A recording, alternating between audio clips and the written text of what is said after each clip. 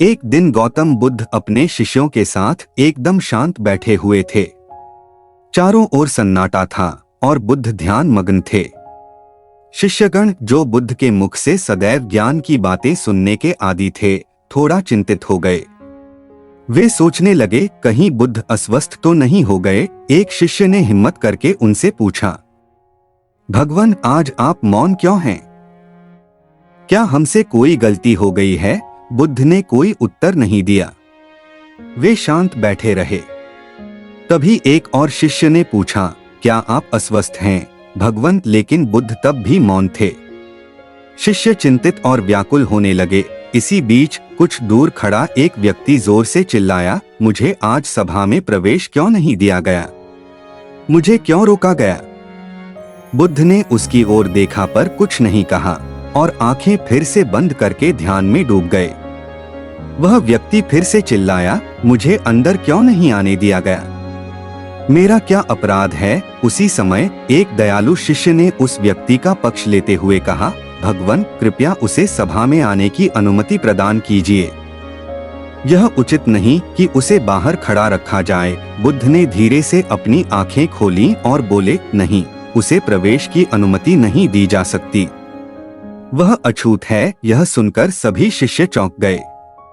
वे अवाक हो गए कि बुद्ध जो हमेशा सभी को समानता का पाठ पढ़ाते थे, आज इस व्यक्ति को अछूत कैसे कह रहे थे। शिष्यों के मन में सवालों का अंबार लग गया।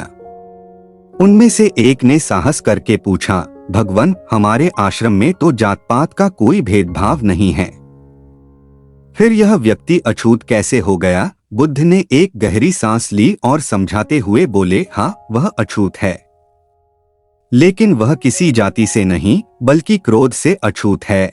शिष्य और भी हैरान हो गए। बुद्ध ने कहा, वह व्यक्ति क्रोध में है। क्रोध से मनुष्य की एकाग्रता भंग होती है।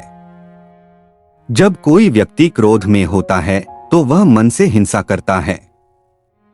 उसकी सोच धुंधली हो जाती है और वह सत्य से दूर हो जाता है।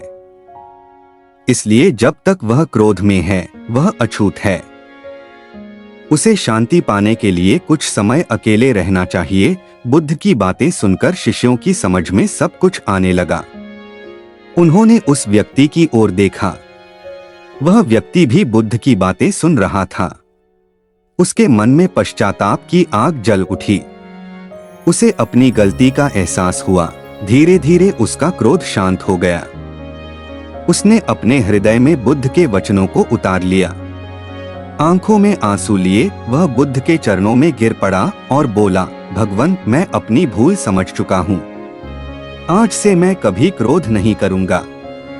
कृपया मुझे क्षमा करें। बुद्ध ने उसे स्नेह से उठाया और कहा, सच्चा मनुष्य वही है जो क्रोध पर विजय पा सके। अहिंसा ही मनुष्य का सबसे बड़ा कर्तव्य और धर्म है। इस घटना से शिष्यों ने यह सीख लिया कि क्रोध मनुष्य को मानसिक रूप से अछूत बना देता है। क्रोध के कारण व्यक्ति अपने जीवन में अनर्थ कर बैठता है और बाद में उसे पछताना पड़ता है। इसलिए बुद्ध ने समझाया कि हमें क्रोध से दूर रहना चाहिए। क्रोध केवल हमारे तन, मन और धन की हानि करता है। क्रोध से अधिक हानिकारक और कुछ नहीं। जब तक क्रोध हमारे भीतर होता है, हम सच्चे अर्थों में शांति नहीं पा सकते।